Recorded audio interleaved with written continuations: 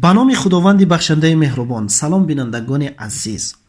نان یکی از نعمت‌های بی‌بها و مقدس برای ما تمام انسان هاست، مخصوصا برای ما تمام مردم آسیای میانه. تاریخ شناسان تخمین میزنند که 5-6 هزار سال پیش مردم آرد را به شکل آتله نان کرده میخوردن. روز یک قسمتی اون آتله در بالای سنگ تصفن ریخته سرخ شد. بعد از آن چشیدن، از آن خوردن که خوشمزه تر است. از همان زمان مردم پختن نان را یاد گرفتند. بنابراین ما در این ویدیو برای شما عزیزان یکی از نانهای زیبا و یکی از نانهای عجایبات خوشمزه را نشون میدهیم. این نوع نان برای آرایش درسخوان، برای پیش مهمان ها، جشن و مراسم ها، جشن و عروسی ها خیلی لازم می شود. و تا آخر ویدیو با ما باشید. البته لایک و عضو شدن یعنی کلاس و подписаться رو فراموش نکنید.